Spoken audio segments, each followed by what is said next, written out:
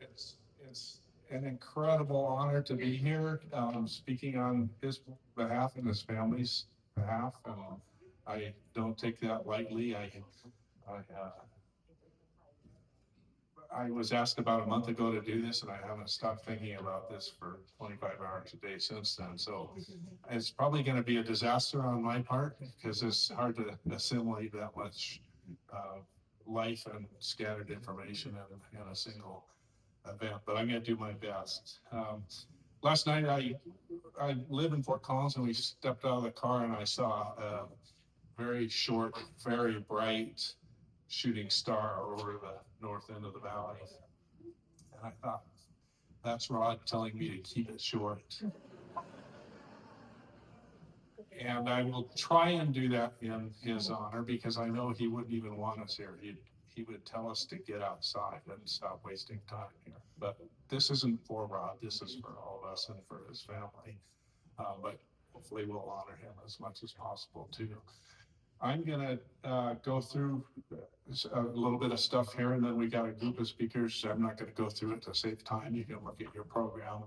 Some people were asked by family to speak, and we really want to do give everybody an opportunity to come up and say something relatively brief here and share a story. And I know that's hard, but again, think about Channel Rod, and when you find yourself going on and on and on, think about Rod. And I'll help you think about that if you go on too long. And having said all of that, I'm going to go on too long here for a minute because when we were talking about what to do at this program,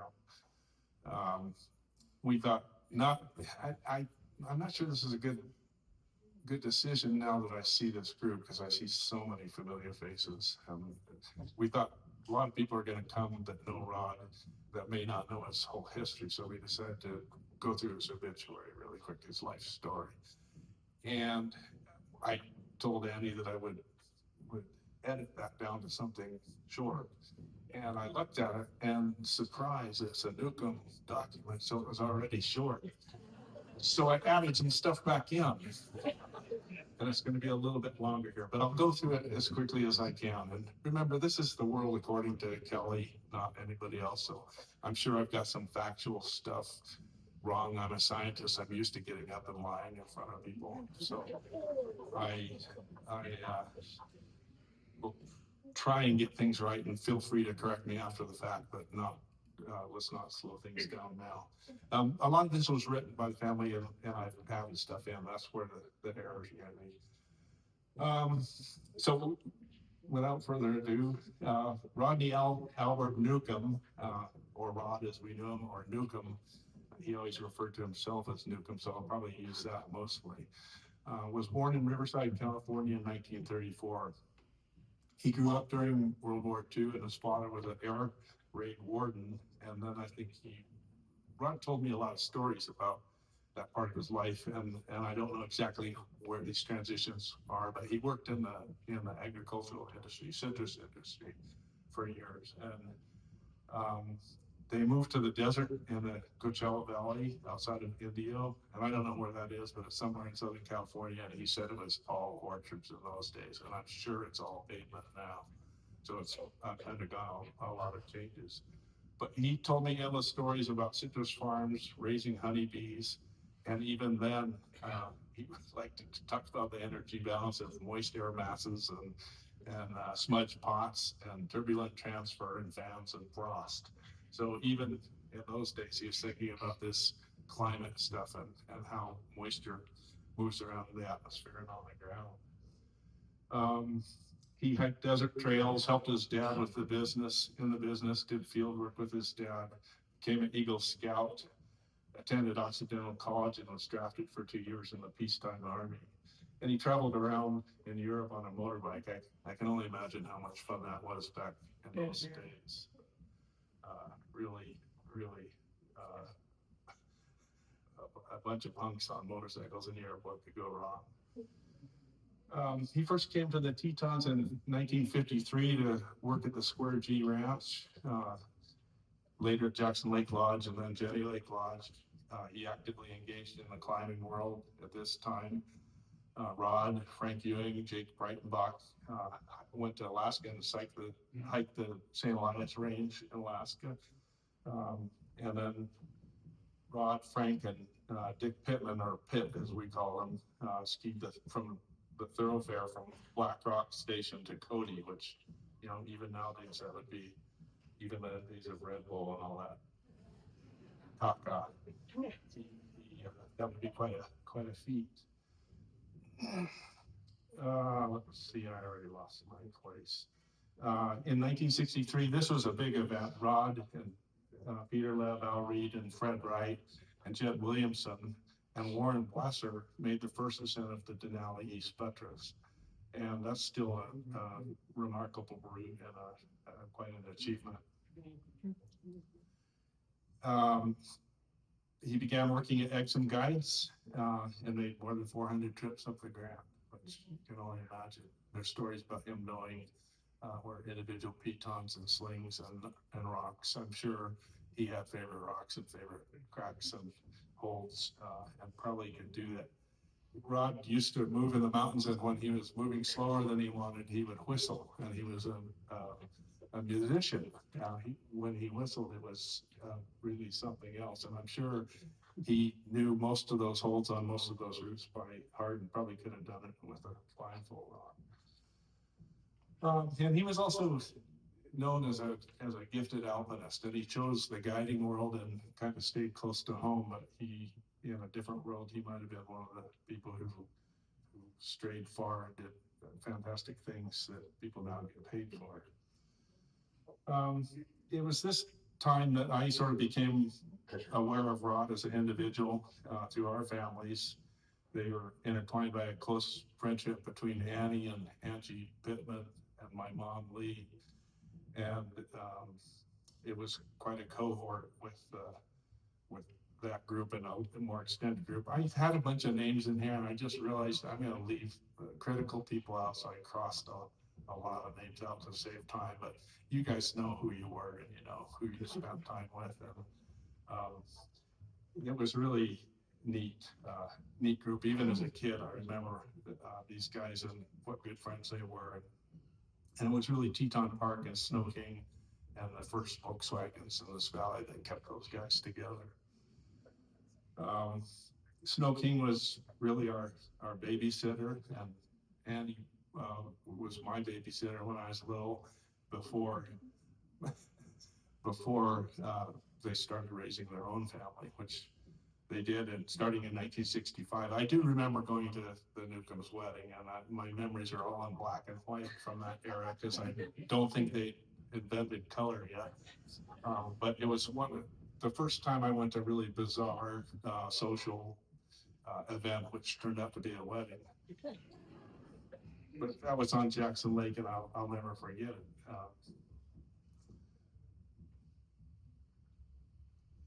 Lisa was born, and Mark, and then Maria by 1968.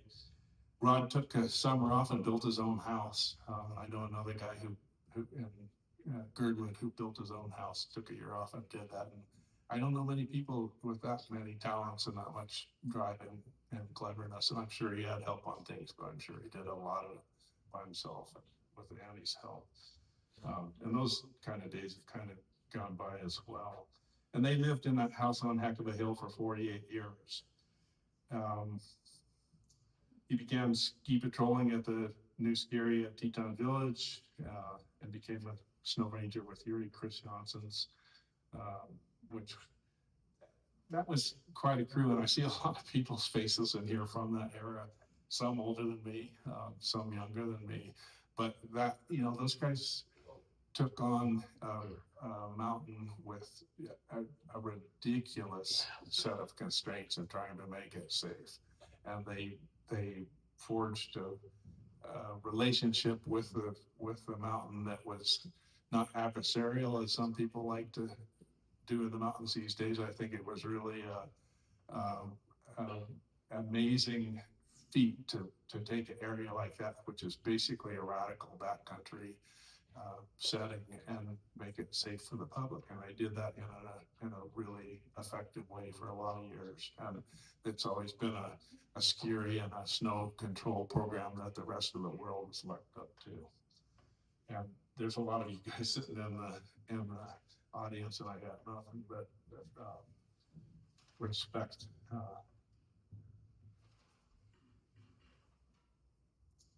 Rod took a hiatus from that job and went to Silverton, Colorado. He asked Annie if we could move the family down there, and she said yes, which is amazing. But I don't know how, I'm sure all of you have been to Silverton, but living there with 3 kids and with the closest hospital in Durango and 2 passes in between you, and a husband who's out farting around in the mountains all day, couldn't have been easy. And it was a BLM project, or Bureau of Reclamation project, to look at snowfall or cloud seeding effects on snowfall. That was the official title, but what those guys did is go out and ski a lot and play with avalanches. And they did some of the fundamental work in Silverton over those years that is still the foundation of a lot of what we know about avalanches and snow physics and snow mechanics to this day. I still use that research in my research 44 years later, but more than 44 years later, but did that before I started working. So it was the mother of all snow research projects in North America, certainly, and everybody who works in snow that cares about more than just making a turn wishes they had been born and or swept into that program somehow. And Rod didn't do that. He just went down there and got a job and did it. And worked with Richard Armstrong and Ed LaChapelle, Betsy Armstrong, a number of really top-notch people. Don Bachman, lots of names that you guys know from snow, and I'm sure some of you in here may have been there too. And I don't have all the names here, for which I'm embarrassed. But and one of Rod's contributions I heard about that was neat is those guys, some of them were scientists and glaciologists, and they were intimidated by the terrain there. And Rod wanted his big things to do, and he didn't do it in necessarily the most diplomatic way, but he did show them that they could get into starting zones in extreme terrain at high altitude and precipitous places and collect data and learn from it. And to this day, we as avalanche scientists, we stay away from starting zones because they scare the crap out of us. But Rod did that with intelligence and skill, and they got a lot of data that never would have happened under a normal scientific setting. One of the things that Rod learned out of that was that there was a void in the avalanche education in the United States, and when he came back from the Silverton project, he saw a way to not only keep working in snow, but make it a viable living out of it and provide a service. And he founded the American Avalanche Institute, which is still going on strong. And I'm sure some of the people, not only teachers from that era, but future owners are in the audience today. He had a different model for avalanche courses than had been done. And even the Silverton Avalanche School, which is the oldest school in the country, has a slightly different model, but they kind of fell in line with what Rod was doing after he did it better elsewhere. And don't quote me on that, that all makes me bad. But his model was to use local talent and keep it simple, teach in a way that was not, I hate to say this, but a lot of these courses nowadays tend to be cookbook, and you can take a couple of courses on how to teach them, and if you have the PowerPoint, you can get through the PowerPoint. And that was never Rod's model. Rod brought people in that worked in snow in some capacity. He brought people in that had different ideas and didn't agree with him. And one of the things that was really fun teaching with Rod is he liked it when the instructors would argue with each other. And some of the students didn't like that because they wanted the answers, not the questions. But that wasn't Rod's style. He asked the students questions, he asked his instructors questions. And teaching in those classes, I did that for some 20 years with Rod. I always learned more in every course that I taught. And it was because of the way he taught them. It was really an amazing experience to do that. But he provided high quality courses. You know, he had an old pickup or a couple different old Subarus that we take on courses that weren't in the valley. He'd use local talent, which is always great because you get a lot of local expertise. But he'd load up a overhead projector, his skis, slide projector, handful of colored pens, Mr. Bun, or I guess it's just a Bun coffee maker, was always the biggest pain to carry around. Sometimes a microscope, sometimes a misery whip saw if he was trying something different in the snowpack. Shovels, ram penetrometer, and sometimes some explosives. And it was really fun to teach with him. He believed in the base model of everything and keeping it simple. I know if he could have ordered a new car from Detroit, he would have ordered it with one door and one window. Certainly not with electric windows or those locks that go up and down by themselves. We often slept on floors in classrooms, and we often, made breakfast with the hot water in the restroom. It was a simple way of doing things, and it worked incredibly well. I taught these for years with some people in here, with Robbie Fuller and Ron Matus and Woody, and a number of other local people cycled in and out, and then in other places with other people. And he brought people in from research organizations as far away as Dartmouth, Canada, and really put together these amazing workshops. They were really workshops, not just courses.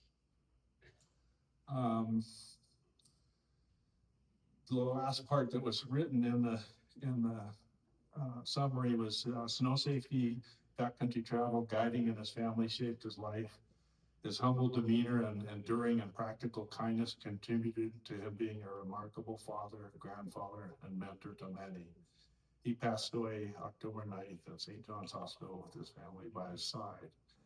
He's survived by his wife of 61 years. Imagine that.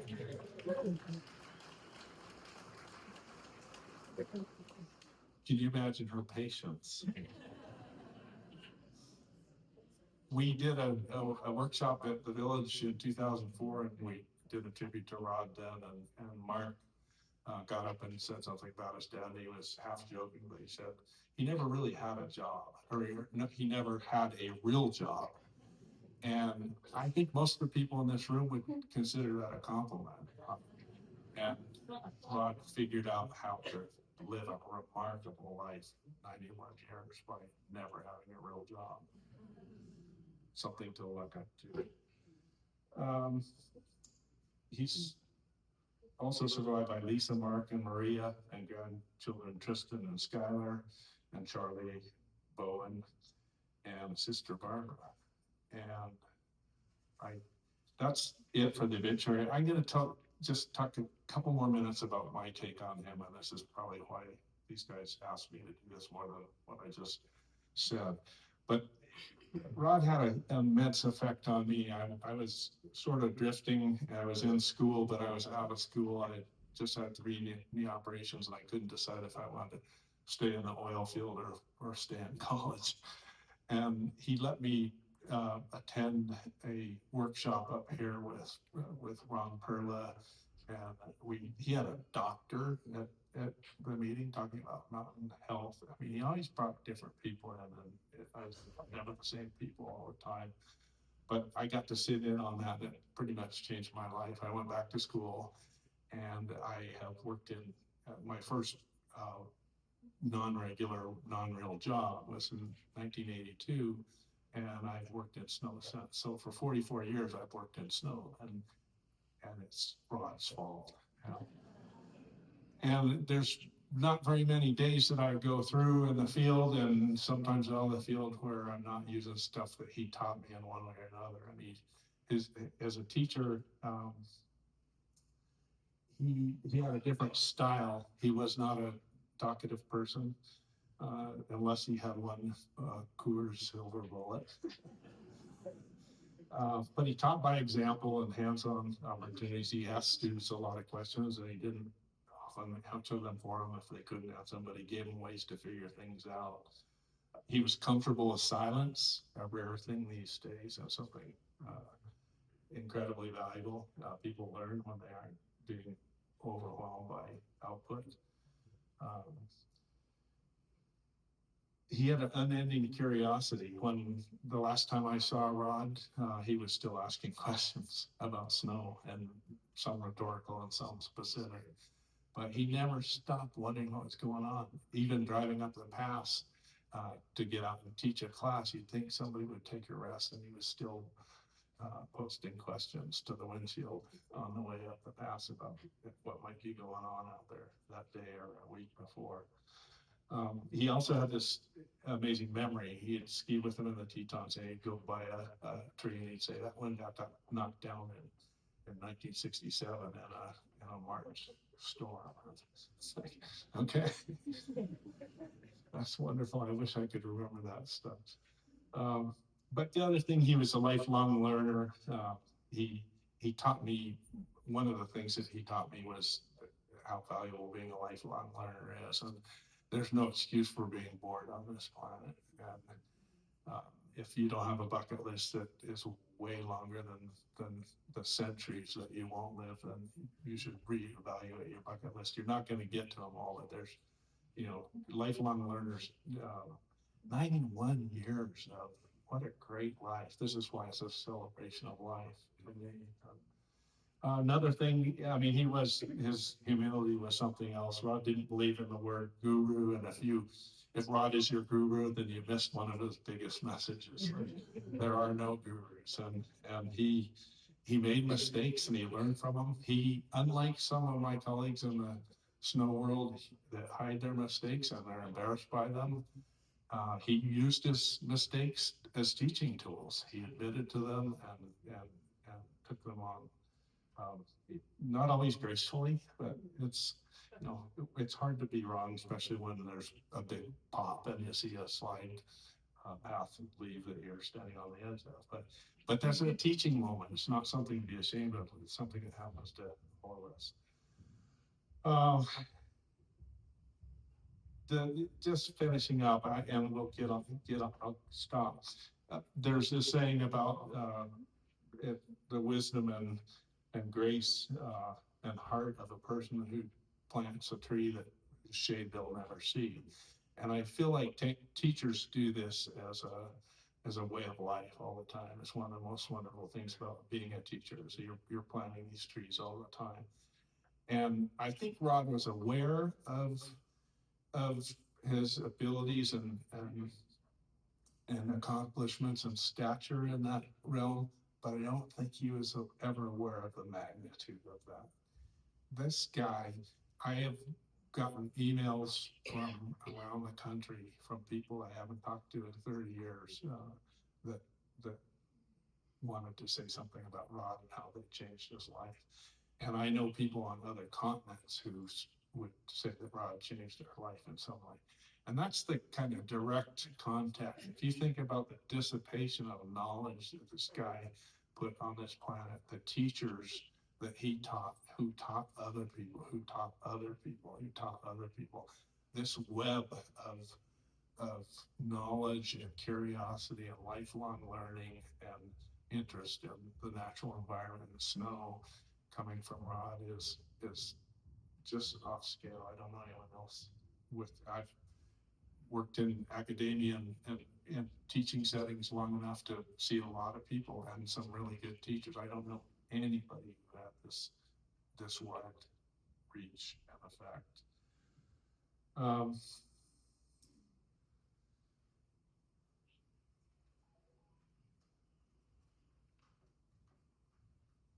I guess I'll end by saying, that Rod is one of the voices that I hear all the time in my head, even when I don't hear voices.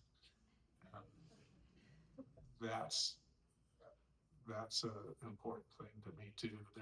We all carry a body of knowledge and experience that keeps us going through life and moving forward. And Rod's one of the people I call on for that. Rod's one of those people that's in his own quiet way talking to me even when I don't call on him. For that, I'll be forever grateful. All right, enough of Kelly. Sorry. We'll go ahead and go right on into invited speakers, and obviously no invitation. Sorry when I'm wandering away from it. You guys all do a better job when you come up with this. Lisa, Mark, and Maria and Tristan are all going to say something, and then we'll move on down the line.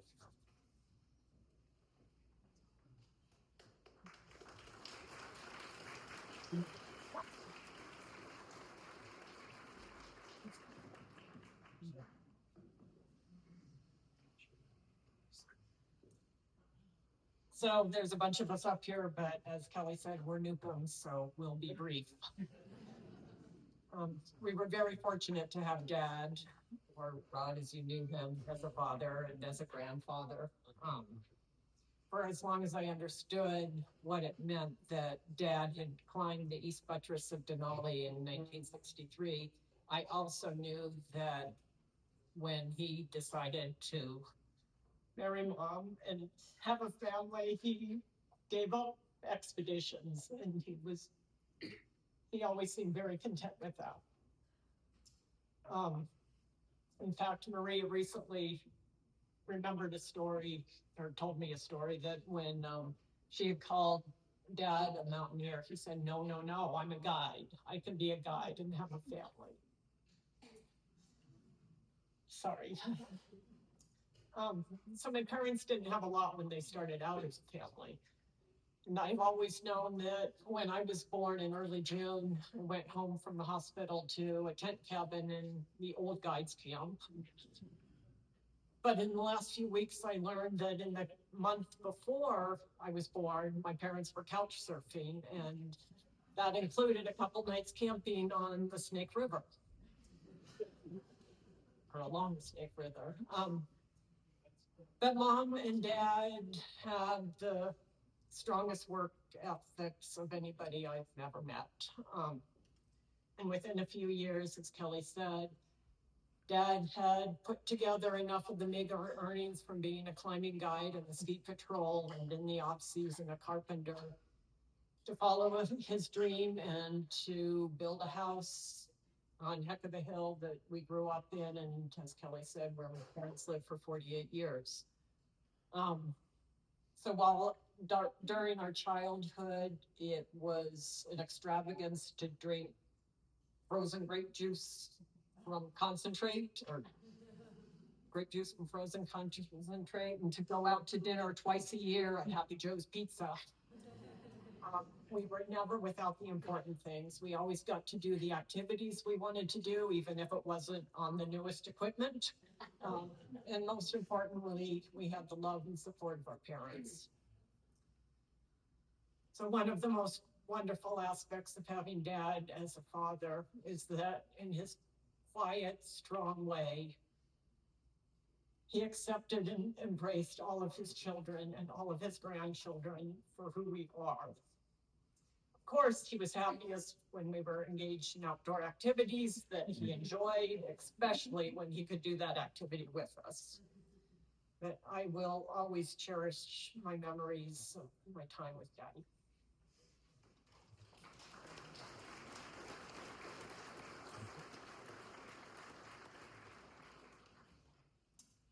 Wow, thank you everybody for being here. It's fantastic to see you. If people know me a little bit, you know I am a county commissioner, and if you know me well, a lot of you might be surprised about that because I don't do well in crowds. I often don't remember names well, but I recognize basically I recognize all of you, and it feels really great, and I'm so appreciative that you came out. So much to say.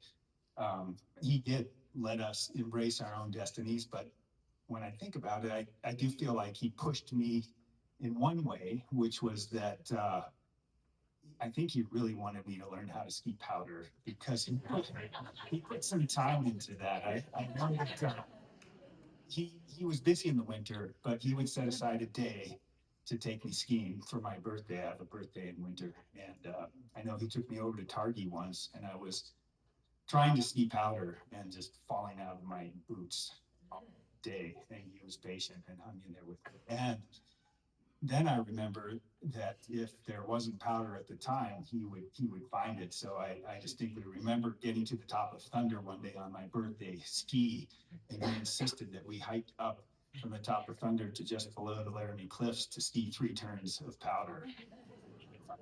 But anyway, there's so much to say. As Kelly mentioned, he wasn't talkative, so trying to ask him about homework, you would get a sentence or two, basically do it yourself, figure it out. Trying to talk to him about girls, same thing. Collect phone call from some distant part of the country at college. Mostly just, well, glad to hear you're doing well, even if the collect phone call was from China, or maybe I should say especially when it was from China. But his, rather than use a picture to say 1,000 words, it really was his actions that spoke volumes for him. And so I have a lot of memories, but the one I chose, some of you may have heard before, is that, and I don't know how old I was in particular, whether I was 8 or 10, but I was trying to climb a tree and had gotten to a point where it was really hard to get to the next branch. It was an old lodgepole pine, mature lodgepole pine. So one branch went out under my feet, and then the next branch was just out of reach. But if I could tiptoe out on the branch I was on, I would get to a spot where I could grab that branch above. And I was hesitant about making that move. And then I heard the clank, clank, clank of the old 59 Ford coming home up the road, and kind of started to look around as if I was maybe going to get in trouble. But he pulled up and parked and got out and looked at me up in the tree and didn't say anything, but grabbed the old gold line rope from behind the seat that he used as a tow rope.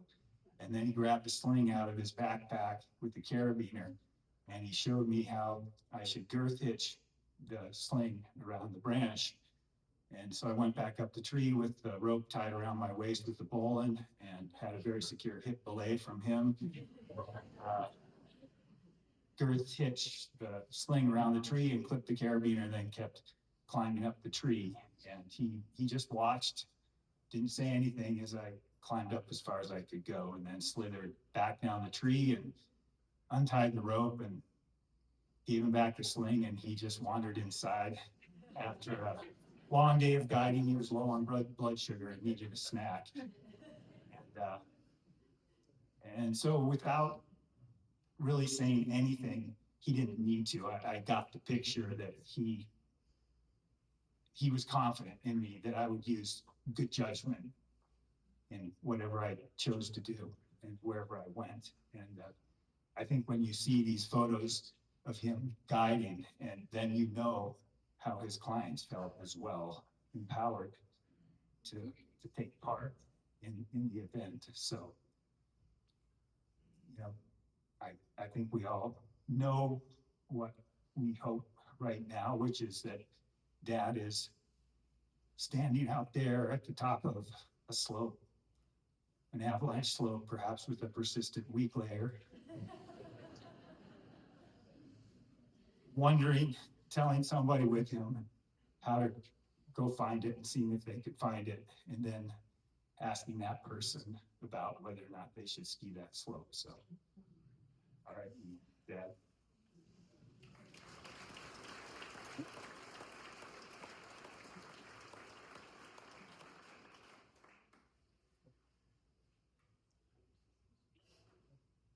Dad was one of the most humble people that I've known.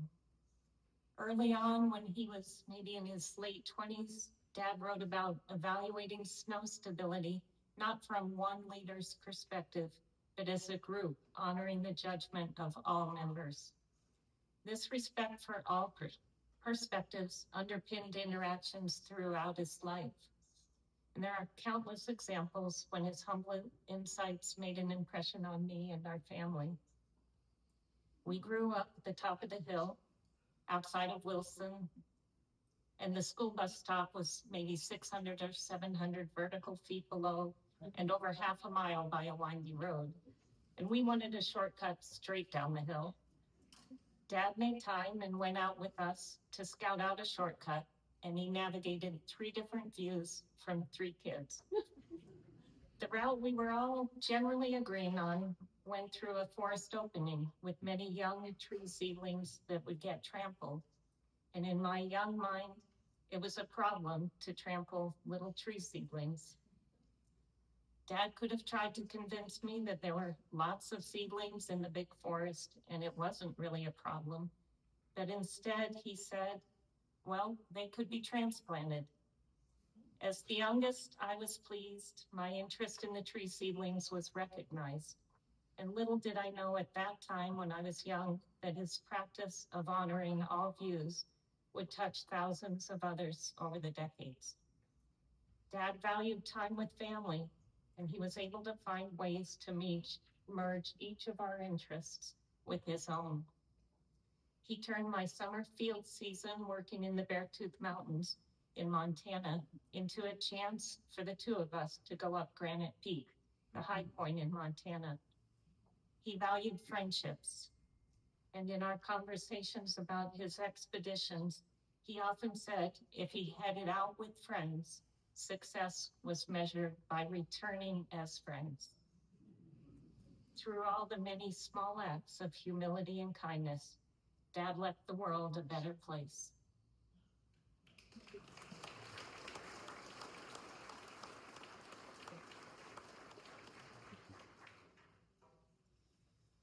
Well, folks, hearing all these speeches, there's so many things that I then recognize as memories that are so distinctly mentioned here. I'm sure we all are feeling that way. But allow me to begin with a metaphor from a few years back. I went camping in the Olympics and I came upon a dry lake bed. And it was recently dry, it was beautiful. There were elk tracks going through it, and there were snags left in the lake beds and all sorts of grasses. And I was looking back on pictures of it a few months later, and I was noticing how from the snags were growing trees, and they were growing nowhere else.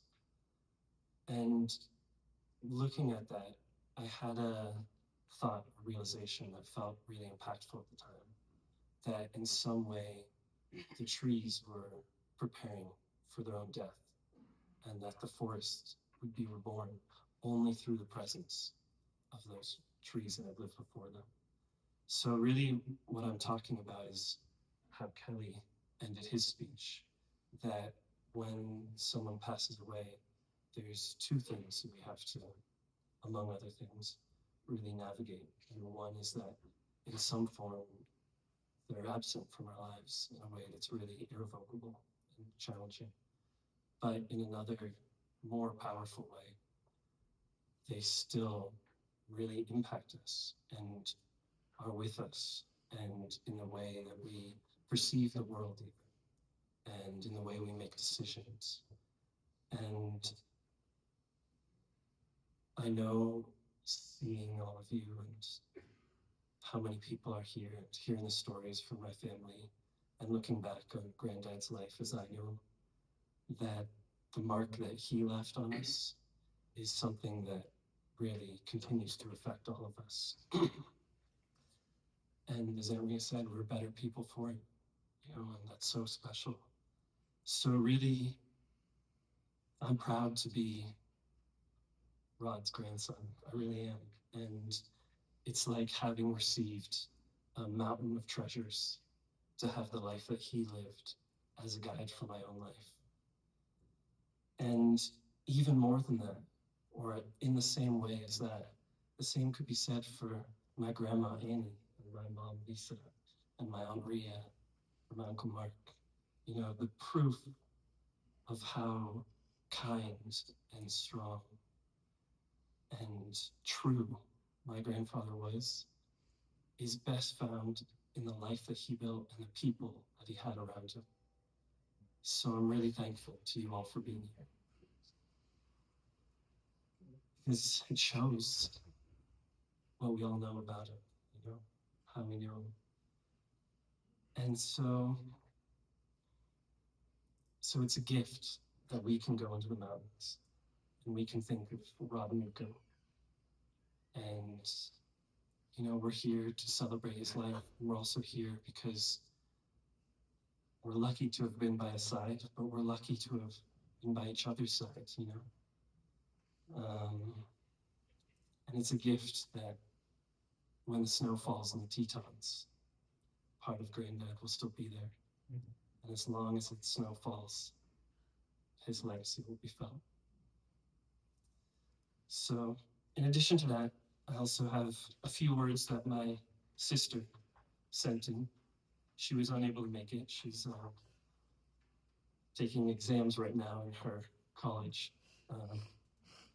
But so this is what she wrote and sent to me and my mom. My granddad taught so many people so many things, skills that kept people alive and enriched the world in so many ways. I was one of those people. But I think the most important lesson I ever learned from him was how to adventure. As long as I can remember, I've heard stories of all Granddad's epic journeys in Alaska, in the Tetons, and all over.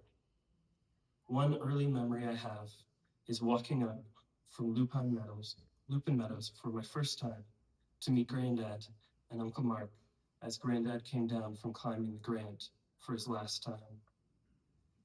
I bragged about him in my class later, before I realized that we Newcombs are not braggarts. And tried to emulate the moments of mountain achievement I saw in old photos. And when I showed my own adventures to Granddad, I saw from the nod of his head and a knowing smile that he recognized a bit of himself in me, and I was so glad. He shared the open secret that no matter what is going on in your life, when you're in the mountains, everything just makes sense. He's not finished teaching me this, because every time I step into the mountains, I learn it again. And one day, when I'm done adventuring, I can teach it again to some bright-eyed kid. So thanks, Granddad, for letting me know that a life in the mountains is a life well lived.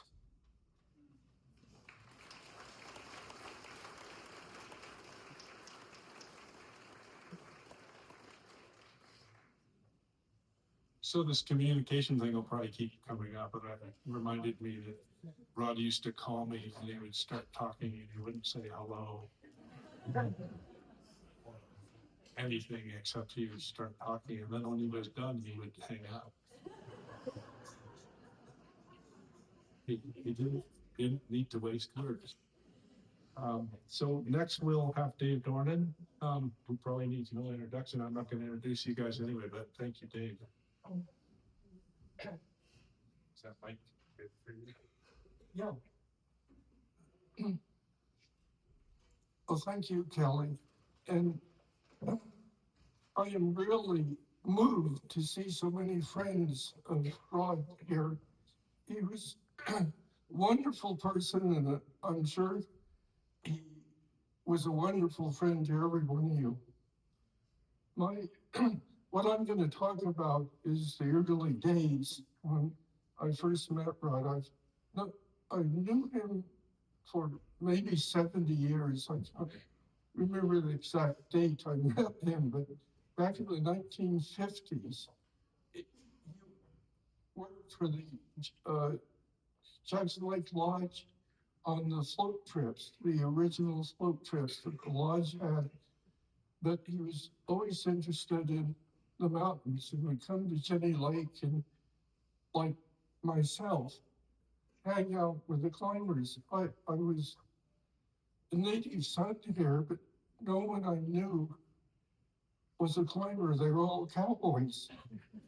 And, and it was really hard to find people to climb with. But in the 50s, I met Al Reed, and we did a lot of climbing together, and Jake Grattenbach and Barry Corbett, and then Frank Ewing and Rod Newcomb, who were river people, we thought. But Frank actually did some climbing. He climbed the North Face of Grand, for example, and Rod became a guide like myself in the 60s. And the old Guides Hill, the original Guides Hill, was located between the Exum office and Jenny Lake. It was sort of on a moraine, and it was, I think, 4 or 5 tent cabins, and it was very primitive. We had no facilities except an outhouse. So it turned out to be a wonderful community. We loved it. And when we had spouses and little kids, they loved it too. They could play in the dirt, and the mothers, like Reed and Annie, would take the kids and Sabre to String Lake to swim and have picnics, and everybody really had fond feelings about living at Guides Hill. And the guides themselves it was a small group in those days. We got along very well and shared meals and had wonderful time sitting around talking about things. Sorry that the Newcombs didn't live on Guides Hill as long as we were there, but we knew from an early time that Rod was a very hard worker and responsible. He sort of stood out among the rest of us as the guy who did the right thing. and so building his house on Hickory Hill took him a bit away from the group, but we had, Glenn Exum had us do larger groups. We didn't just guide single people. We had groups of people that we taught school to or took up the Grand Teton. And I want to talk about some times I've spent with Rod as a Exum guide. We had a double party. I can't remember, it was 7 or 8 clients, and the 2 of us were scheduled to take them up the Grand Teton. And when we spent the night at the lower saddle, the weather changed, and for the first time I had been on the Grand, it snowed. This was in August. We had a summer snowstorm, and it was maybe 2 inches of fresh snow on all the rocks. And so Rod and I said, let's get them going. You'll start them out very early in the morning, and when it's still dark, and we dropped them up to the upper saddle. Then we had to make the decision, and Rod took charge of that. He was concerned about the welfare and the safety of the clients, and he said he had checked them over, and then he asked me whether I wanted to do anything else go any higher on the mountain. I said, he really wanted to go down because that was the right thing to do. And I learned a lesson from him. That was something he taught me to be concerned about other people. Now, the funny thing is, the following year, the very same thing again happened to us. We must have been Jake's as partners taking people up the Grand because we had another snowstorm. And then I knew that we wouldn't get any further than the upper saddle. And we would safely take them down the mountain instead of going any higher. A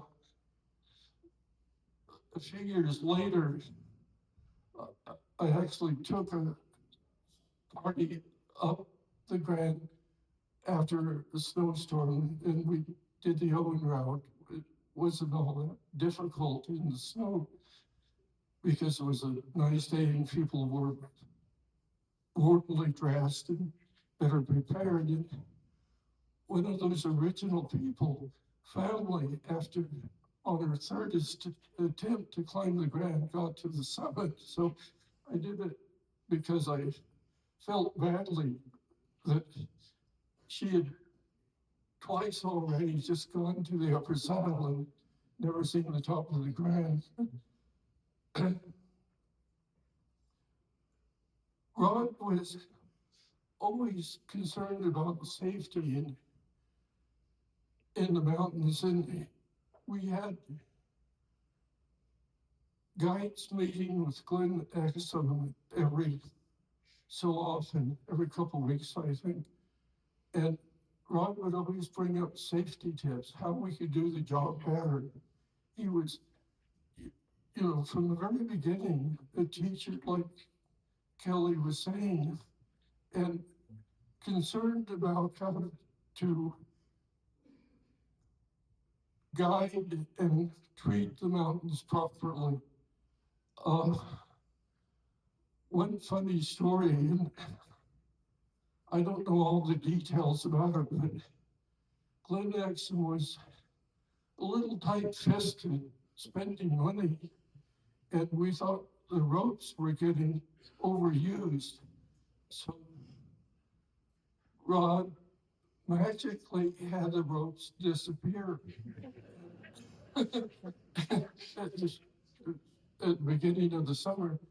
And I can't remember the details of the story, whether he said the boat to Hidden Falls collapsed or something like that. And we lost all our ropes, and it made Glenn buy new ropes at last.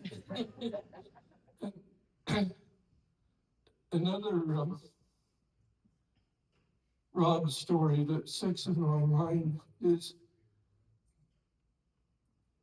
when we guided the CMC route on Mount Moran, we had to take a canoe across Lee Lake. And back in the old days, 50s and 60s, we could just leave the canoe on the west shore, spend the night, then climb Moran, come back and recross the lake. Well, Rod came down from the CMC route with his clients, no canoe.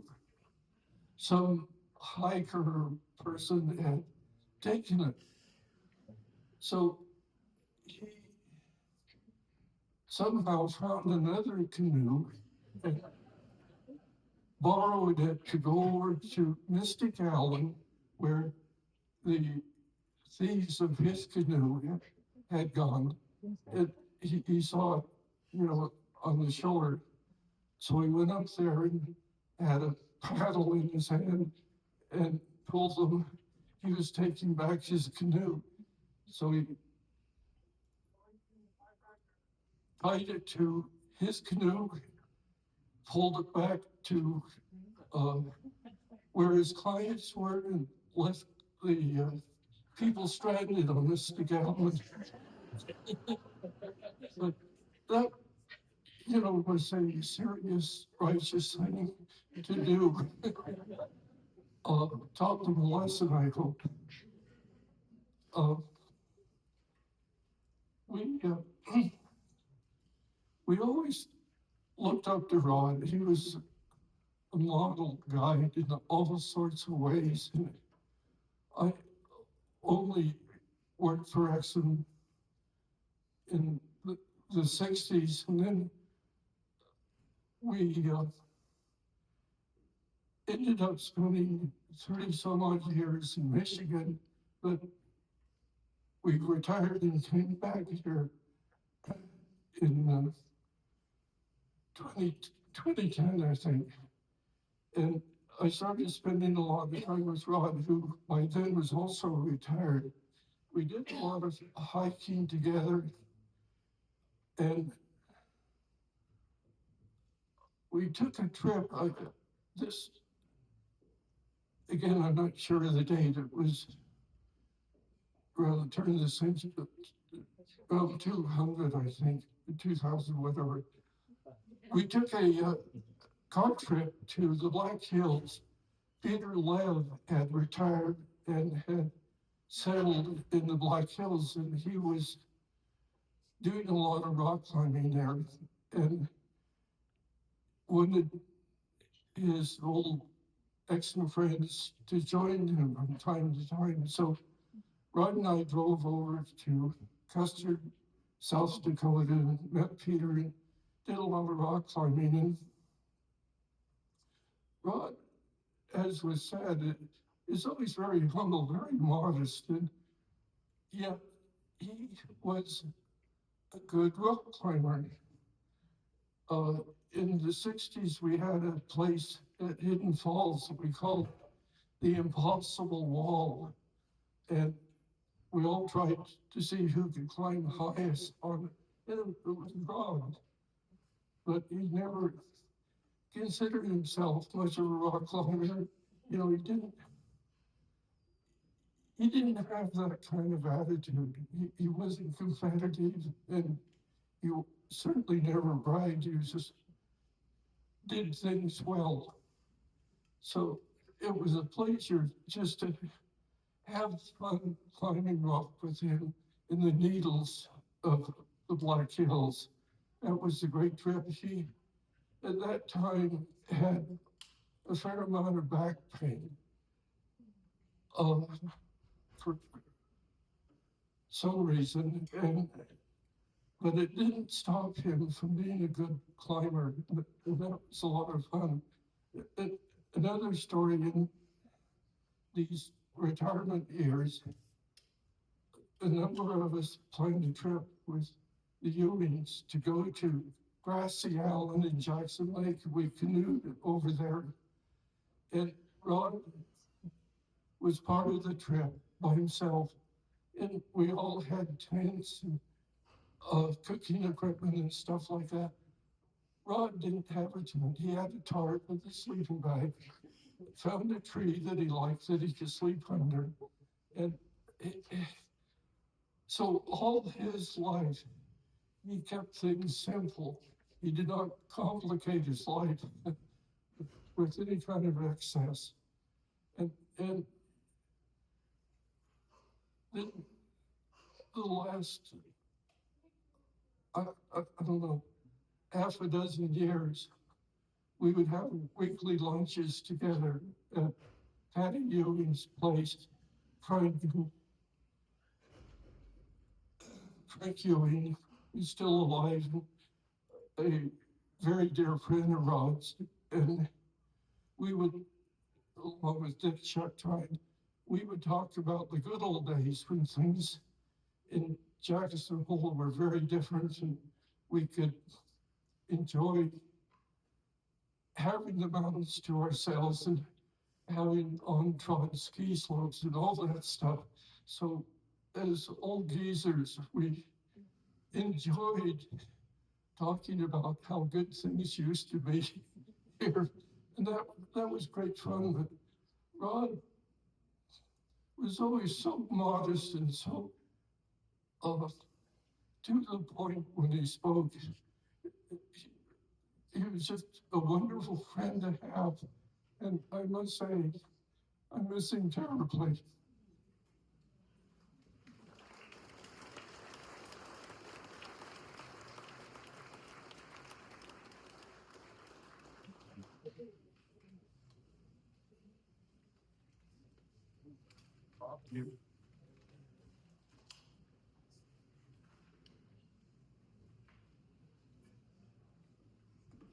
Well, it's a hard act to follow. My name is Bob McLaurin, and I appreciate the opportunity to pay my respects to Rod. I want to thank the family for giving me this opportunity. Rod was my friend, my mentor, my hero. He had a quiet, calm, unassuming personality. His gentle spirit hid an intensity that propelled him to some of the wildest places on the planet. But whether it was pioneering a new route on Denali, skiing across the Yellowstone Plateau in the middle of the winter, or floating down the Yukon in a homemade raft, he was most at home in the Tetons. As you all know, Rod was the consummate mountain guide.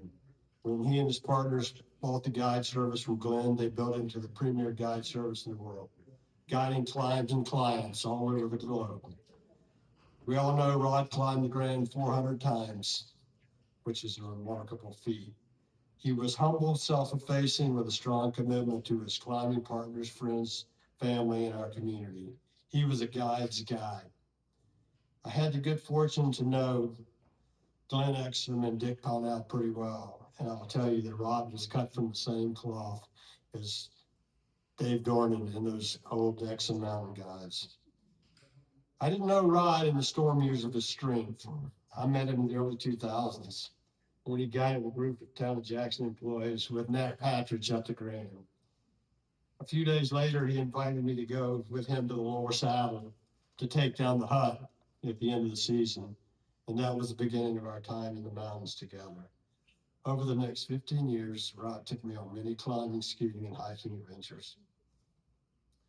Whether we were climbing the Grand, skiing the backcountry, skinning the King, or just exploring the foundations of the old Glory Bowl avalanche bridge, he imparted his knowledge of the mountain snow science and the history of the guide service and Teton climbing history. I'll be forever grateful for the things that Rod taught me, the places he showed me, and the experiences that he shared with me. But what I didn't realize at the time that we started spending time together in the mountain, or have an appreciation for, is that Rod's strength and stamina didn't dissipate very much with age. He was more than 20 years older than I, but I could barely keep up with him. But he always would wait for me, so I appreciated that. But I am now at the age that he was when we started climbing together, and I really have an appreciation for him. He gave me many gifts, but he also taught my son to ski the backcountry of the pass, and that's the one I value the most. Before I close, I got a couple of Rod stories, and we're not going to let the truth get in the way of a good story, Kelly, here, so take it. But Rod told me about the early days of the King when he was on patrol at Snow King. Dick Pittman was the full-time patroller that patrolled during the week. Rod was the weekend patroller. He was up skiing one day. Neil Rafferty skied up to him and said, "You don't have a ticket." He goes, "I'm on the patrol." He goes, "Not during the week you are." And Rod told me that's when he went to Alta. And the last story I'll tell you was, it was mentioned before, Rod was a guide. He worked at Jackson Lake Lodge. And he and a friend were going to climb the Grand one night. And this was in the days before there were headlamps. So they left the valley floor and spent the better part of the night climbing the Grand, comes down. Rod's got to be at work the next day. Shows up, gets the clients in the boat, starts down the river, promptly falls asleep. And he woke up when he hit the water. And climbed back in the boat, and everybody got back in doing his work. So anyway, but thank you for the opportunity to pay tribute to a great man and a great mountain guide.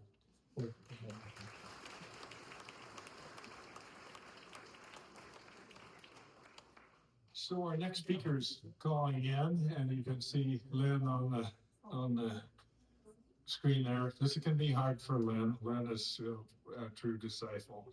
And one of the things I always like telling, Lynn has already corrected me in absentia for misspelling her name in the program. There's an E on the end of the E.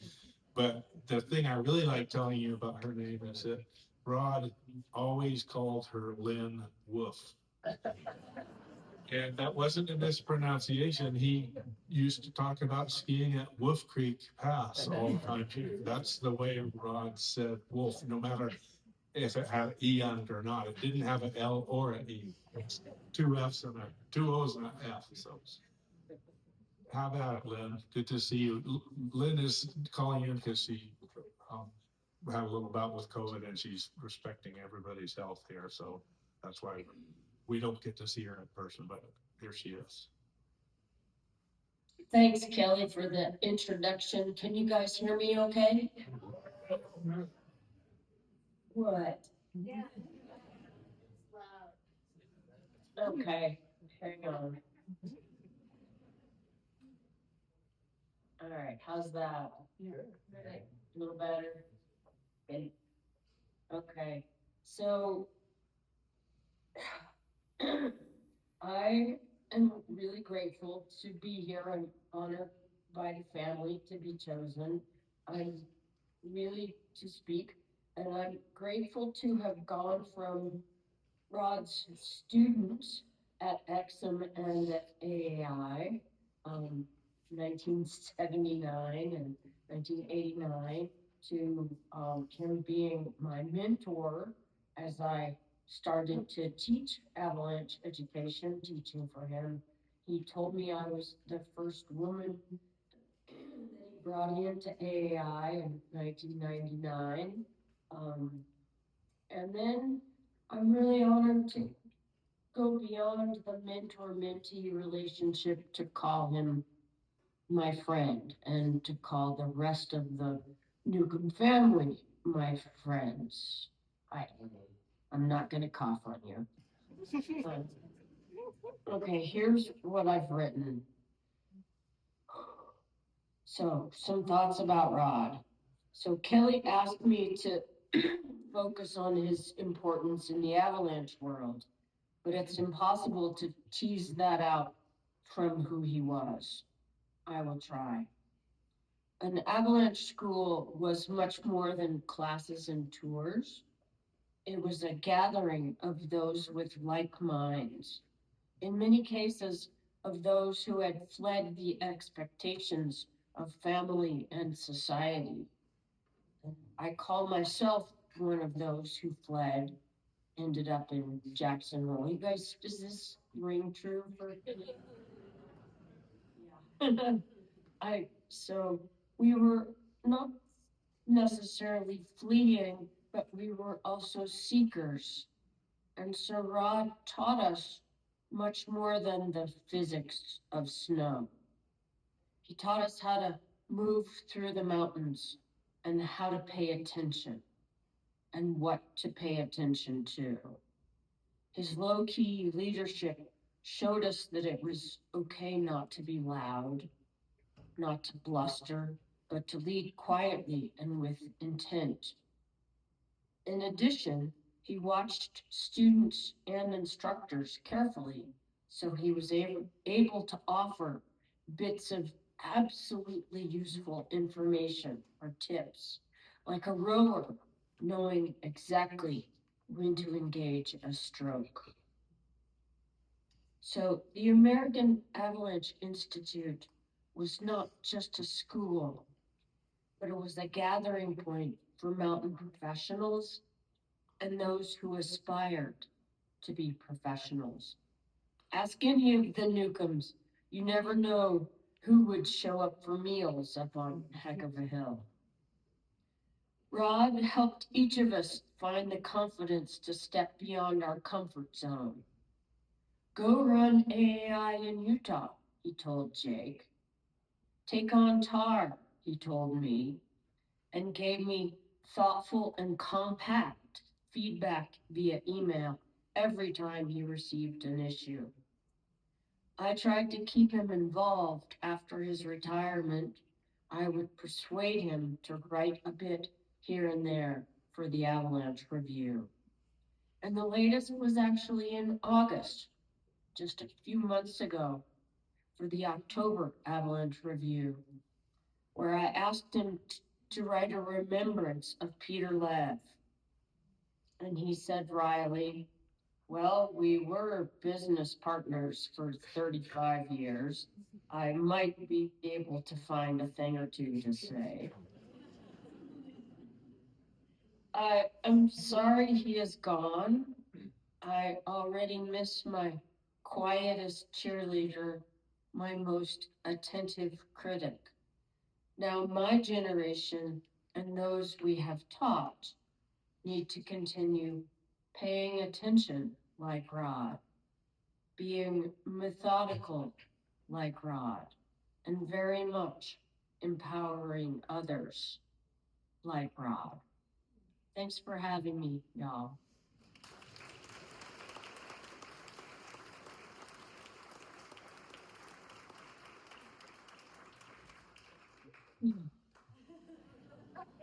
Thank you, Liv.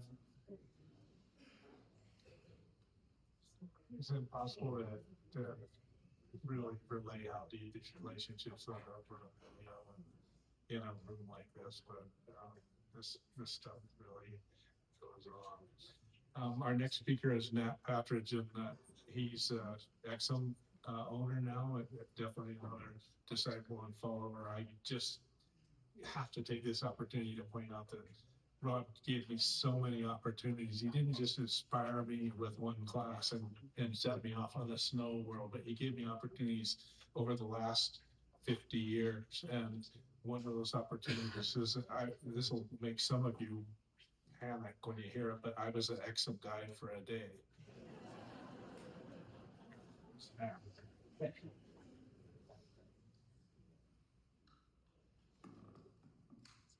Hello, everyone. I'm wearing my nicest, cleanest Exum uniform in honor of Rod.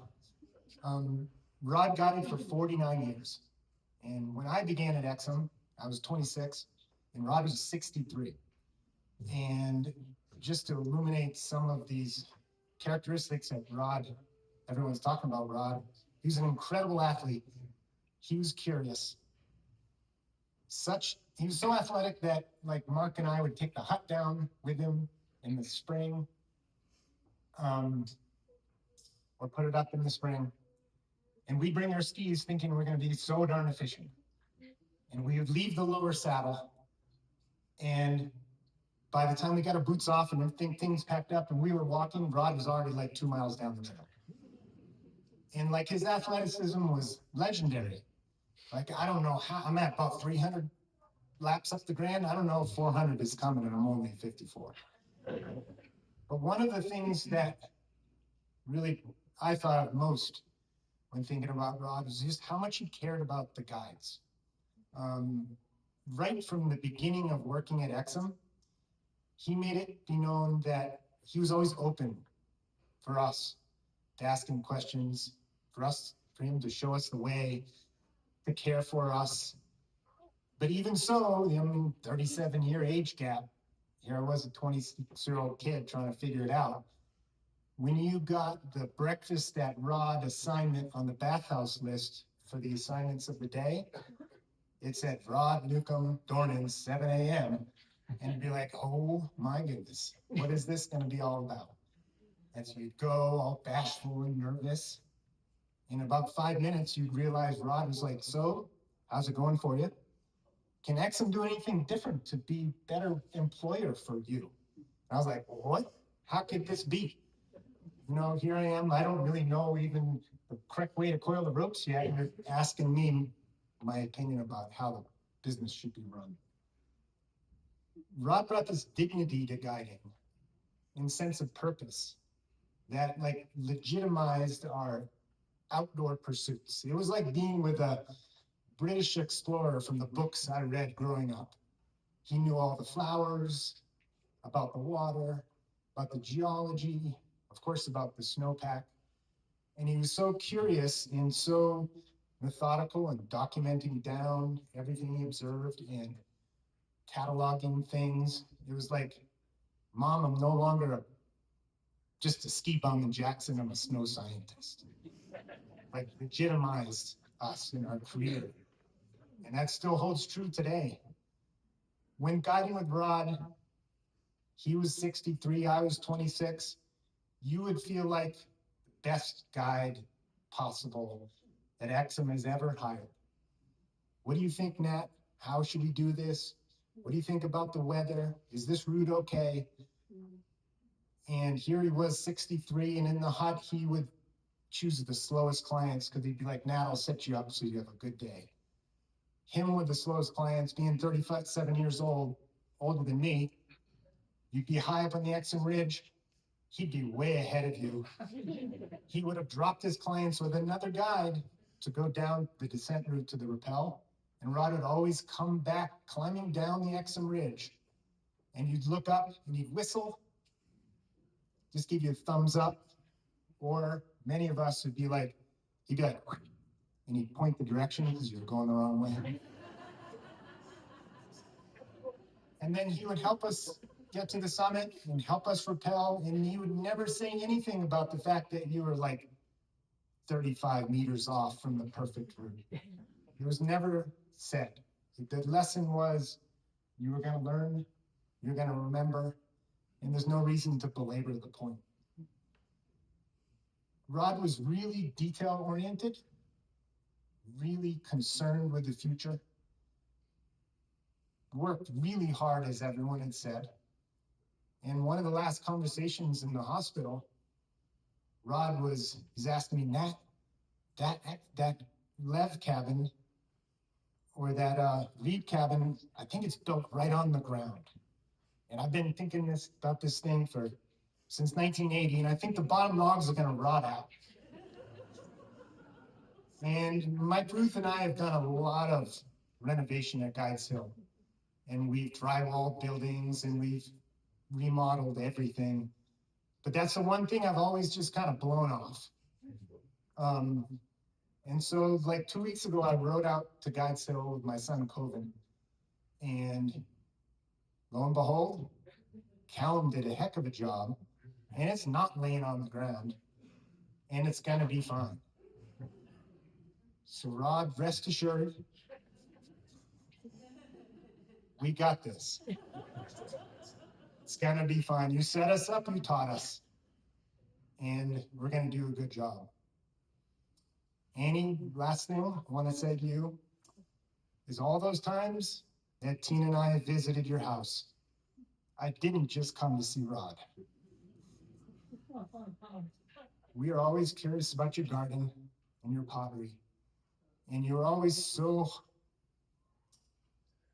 patient with the conversations of mountains and adding your armchair, really acute avalanche knowledge. But you should know that I came there to see you as much as Rod. And I'm gonna miss you when you move to Missoula. Thank you.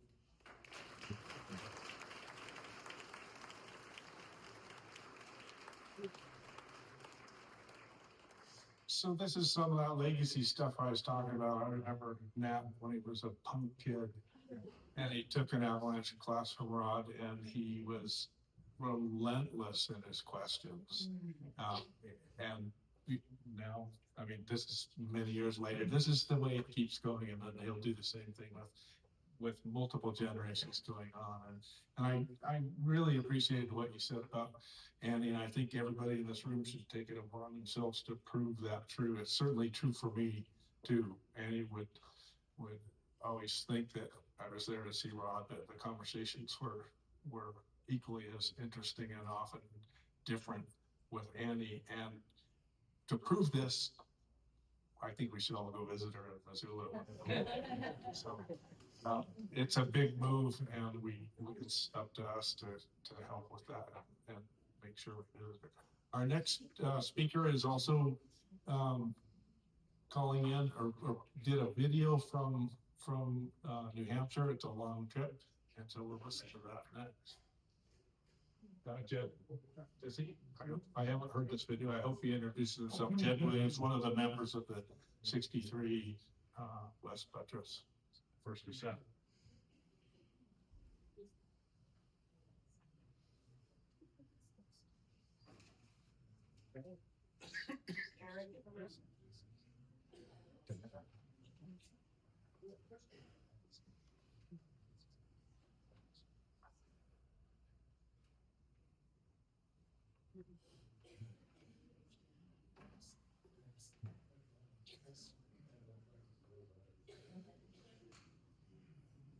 East Buttress.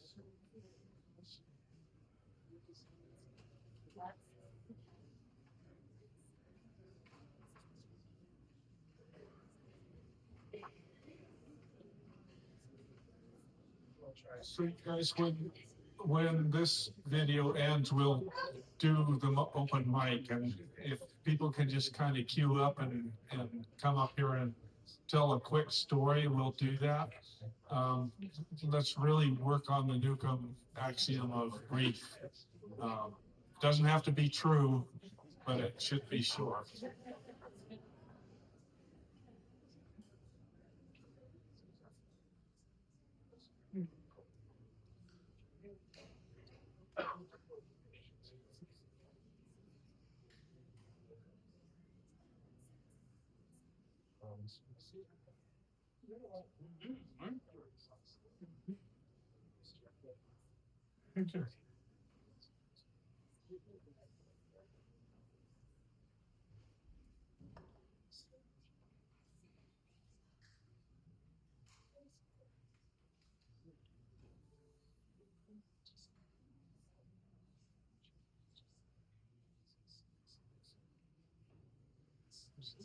Rod's laughing right now.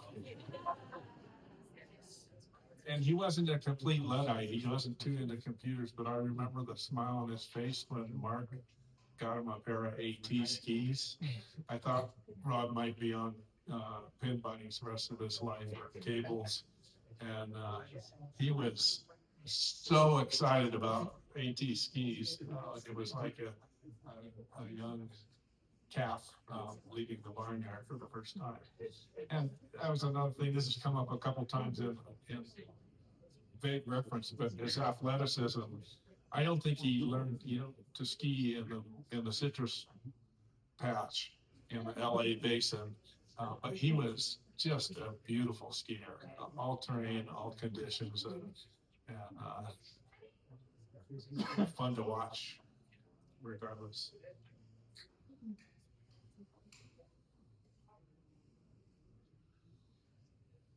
I think he was the last person in the lower 48 states to use an overhead projector. You couldn't even buy them in a used store at a university anymore. He was still backing one out.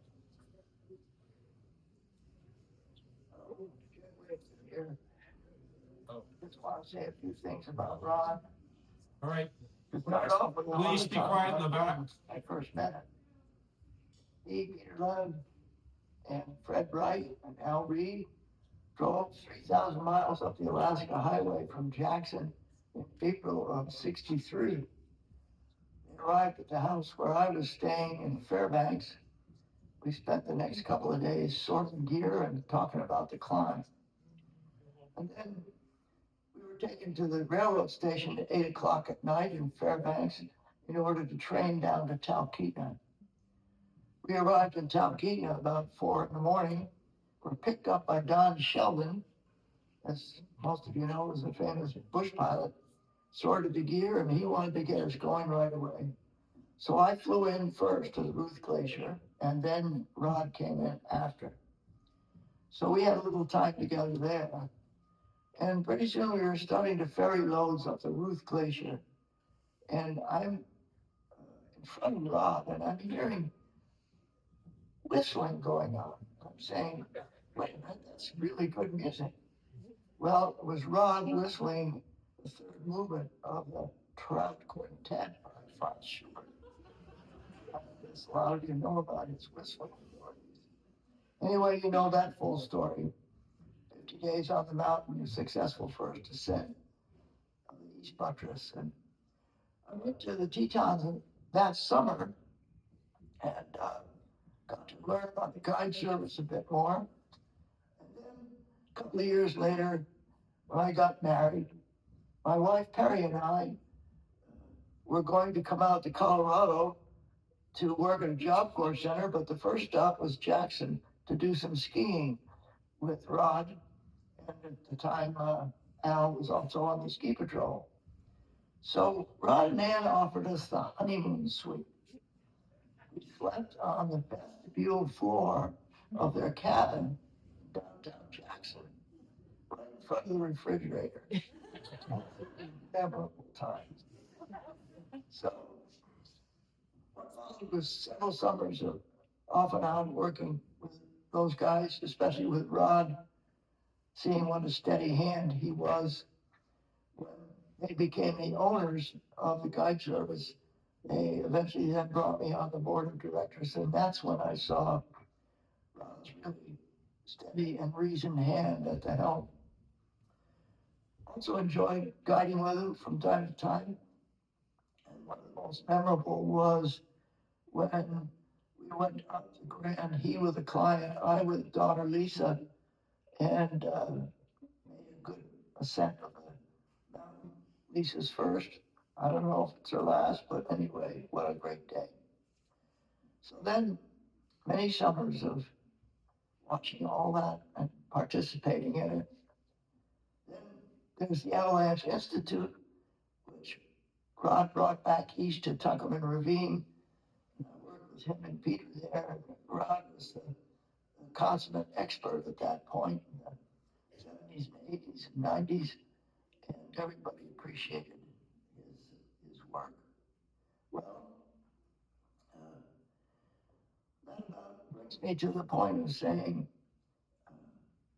I really appreciate the family, everything that you've done, and you kids, Mark, Lisa, Marie should know, of course, as I'm sure you do, that you're well loved by Rod. He was very proud of you, and so you'll carry on the work. And thanks for putting up with him and me. Namaste.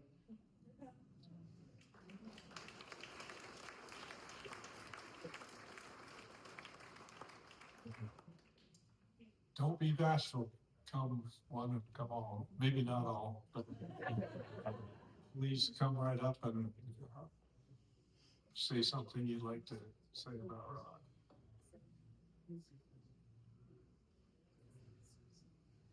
I know there was people that wanted to do that because people told me they would. All right, Jake's gonna break the ice. Thank you, Jake.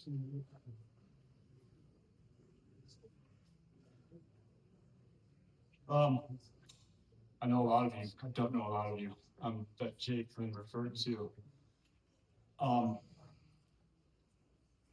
Rod completely altered my career. I thought I was gonna be a dirtbag ski patroller my whole life. Didn't imagine that I would be the technical director of AAI someday. And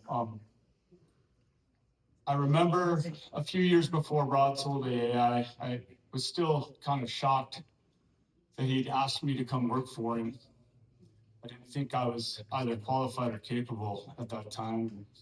He saw something in me and encouraged me, believed in me, but he called me in the summer and said that AAI had put the kids through college and he didn't need to run so many courses anymore.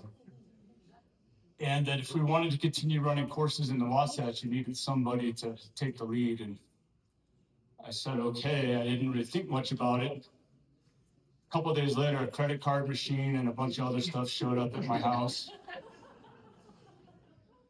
And kind of kept the Wasatch going for a few years until the Carpenters and Don Sheriff bought it.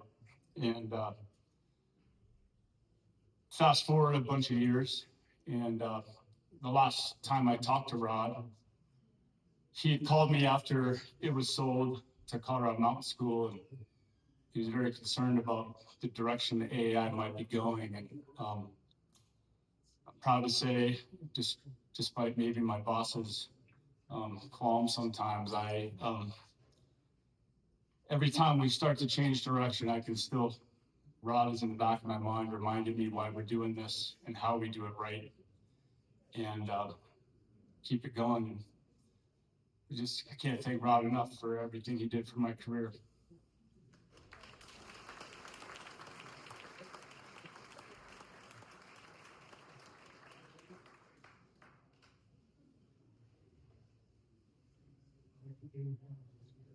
Don't make me do this. I got more stories.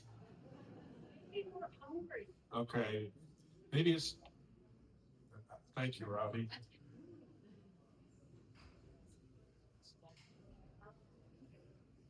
Robbie Fuller.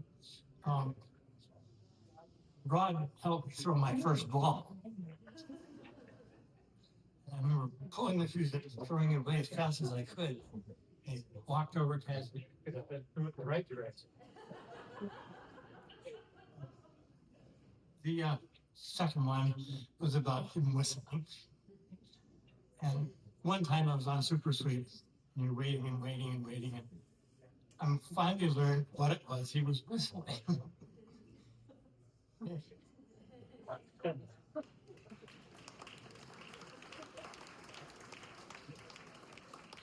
We learn from our mistakes.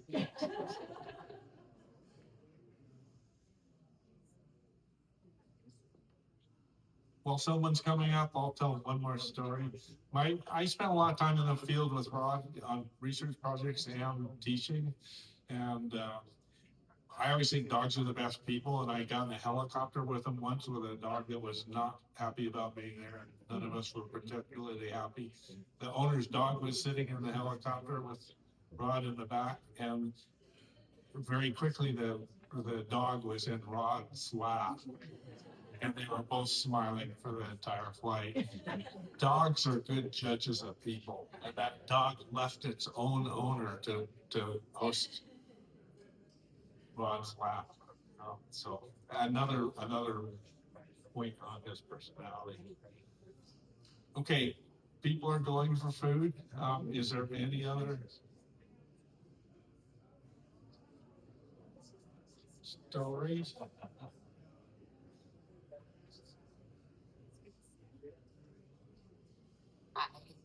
I'm kind of the outlier here. I know practically none of you. I am his sister Barb's granddaughter. I actually learned a lot about his life from his obituary. I grew up hearing stories about him from my grandma and dad, and they were very different than all of the what I'm hearing about today of the avalanche stuff. And I heard about things my dad did with him when he was young and how much fun my dad had with him. And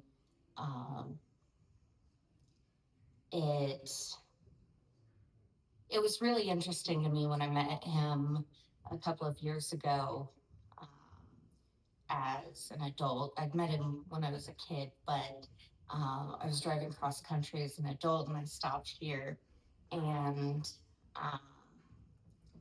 I was trying to get some stories from him about his life, and I found out how little he talked. Because if you ask my grandma Barb about a story about her life, she'll talk for an hour. But I asked him about stories about his life, and he just told me very, very brief things, and it was really funny to me. When I was reading his obituary, I realized how incredible of a life he lived. I knew he'd done a lot, but it was just amazing to me how incredible and how big of a life he lived. Um, it was just 5, 6 years ago when I visited him, and he told me that he skinned up the mountain and was skiing. And I I didn't realize that people still did that at his age.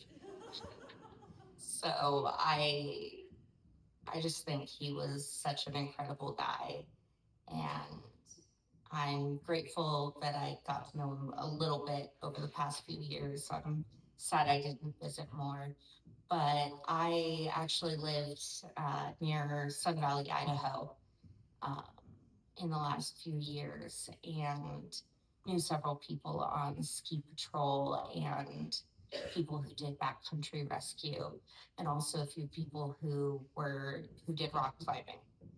And I didn't mention his name very many times. The couple of times I did, it amazed me how many people knew that name. And it made such a big impact.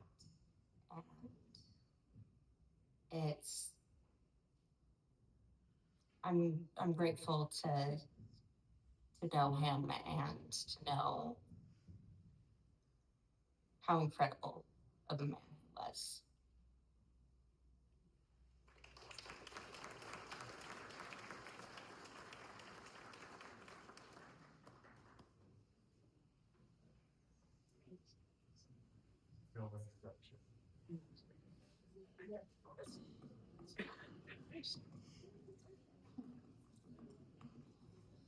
My name's Patty Ewing. Frank and Rod had an epic friendship. I was entertained by the stories from both of them about all the things that they did together. It was a friendship that was enduring. And Rod one time said, we sometimes didn't talk a lot because we didn't need to. But I want to tell a story about another thing that Barbara Barker might remember.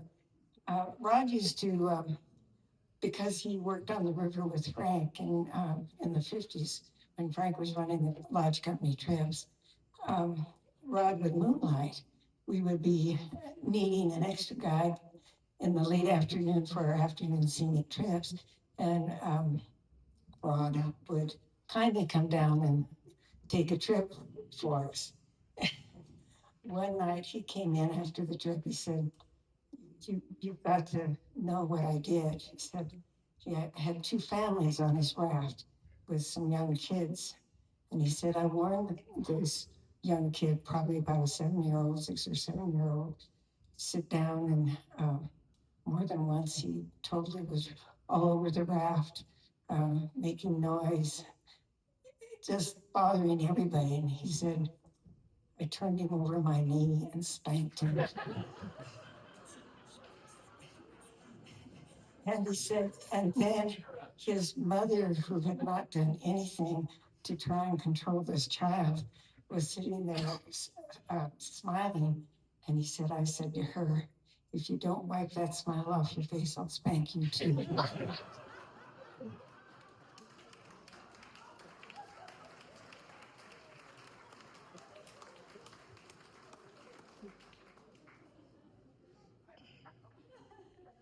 Hi, my name is Pam Winters, and my experience with the Newcombs was on Heck of a Hill. I don't know if anyone's ever driven up there.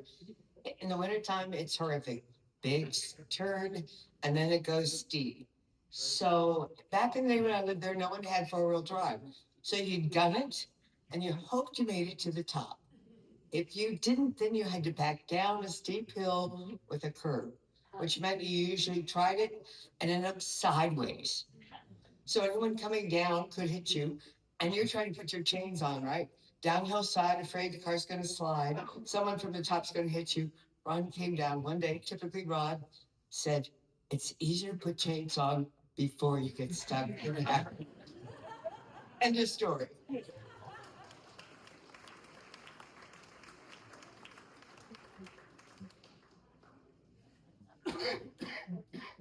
there's the time, a bunch of my mother's friends were in a pit with Rod and the slope fractured right through the pit and they all went scurrying into the woods above and he told them they might have learned something if they weren't so busy up there in the woods pissing their pants. He did use, words judiciously sometimes. Anyone else? Kelly. So we've been family friends with the Newcomb since before I existed. And, sorry. I didn't climb, I only climbed with Rod once. It was just a intermediate pitch over, I think it was Hidden Falls or somewhere up there.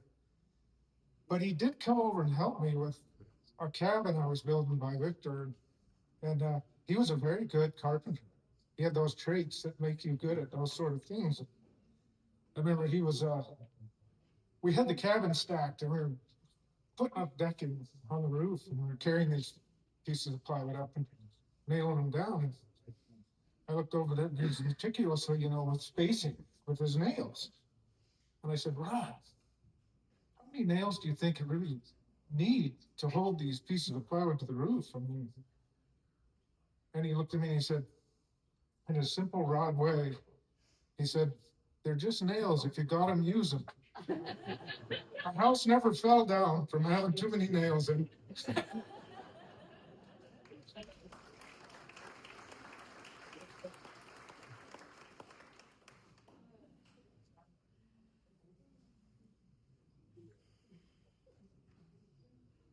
Got one last legacy one. The last time I got to spend time with Rod in the field was on Snow King. The last time I got to spend time in the field was with Rod on Snow King. In his late 80s, he was still maintaining a study plot at the top of this mountain. And he skied to it with a heavy back. Dug the pit. My son was with me, and he's 40 years younger than me. And it was about 45 years after the first time I was in a pit with Rod. And I didn't get in the pit. I just watched these guys. And Rod treated my son the same way he treated me. Asked him questions, let him do the observations in the pit, asked him what he thought about the layers. And I watched this same thing going on. And 45 or more years later, and it was like, wow, this is really something. This is the legacy stuff. I didn't have to say a word. And then he beat us both back to the bottom of the mountain. I thought for sure with the heavy pack and at 88, might even ride the lift back down. But he skied elk like a champion. And it wasn't easy skiing. And it was, my God, we should all be so lucky. What a great life. So we want to thank the Snow King organization for providing this space for this event. Claire for the beautiful cello. Lisa for working on the AV and trying to keep that going with no direction. Eric for the sound. And Lisa on the program. And Lisa for the program. And me for the typos on the program. And the Newcomb family for being as gracious as your dad and putting this on and sharing your lives with us as well. And who else am I missing? All of you for coming here and all the people that we wish were here. Jen Weston for the food. Jen Weston for the food. Yes, and the wonderful catering too, Jen Westman, another longtime local here. I'm sure I'm missing others. Thank you, Annie. And thank you for the chairs for being there. And the windows and the view of Glory Bowl. I mean, my gosh, thank you so much.